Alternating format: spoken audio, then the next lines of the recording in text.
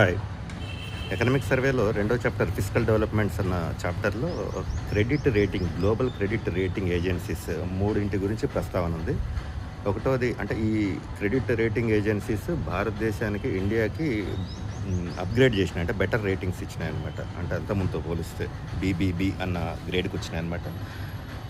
ఈ 3 ఏజెన్సీస్ ఏవేవంటే కెనడాకు చెందిన ఆహ్, మార్నింగ్ స్టార్ డీబీఆర్ఎస్ అన్న క్రెడిట్ ఏజెన్సీ. రెండోది ఎస్&పి రేటింగ్స్ అన్నది ఇది యూఎస్ఏకి సంబంధించింది. మూడోది జపాన్‌కి సంబంధించిన ah, ratings and investment information INC. ఈ 3 credit rating agencies India India credit రేటింగ్‌ని అప్‌గ్రేడ్ చేసినాయి. అంటే కొంచెం మెరుగు పడిందనమాట వీటి రేటింగ్స్‌లో.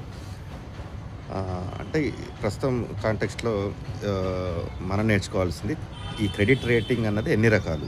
అంటే ఇండివిజువల్ లెవెల్‌లో మనం సిబిల్ అంటున్నాం. ఇటువంటివి ఏవేవి ఉన్నాయి? రెండోది సంస్థలు లేదంటే కంపెనీలు, డొమెస్టిక్ అంటే భారతదేశంలో ఉండే కంపెనీలు, సంస్థలు, ఆర్థిక సంస్థలు, ఫైనాన్షియల్ ఇన్‌స్టిట్యూషన్స్ వీటికిచ్చే క్రెడిట్ రేటింగు. అది దాన్నేమంటారు? ఇంకొకటి ఈ సావరిన్ క్రెడిట్ రేటింగ్. సావరిన్ అంటే దేశాలకిచ్చేది. ఇట్లా ఎన్ని రకాల క్రెడిట్ రేటింగ్‌లున్నాయి? ఏ ఏ సంస్థలు ఇస్తున్నాయి? వాటిని ఎవరు కంట్రోల్ చేస్తున్నారు?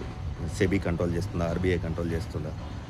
ఆహ్, ఈ వివరాలన్నది డీటెయిల్డ్‌గా తెలుసుకోవడం ఎగ్జామ్‌కి చాలా ఇంపార్టెంట్.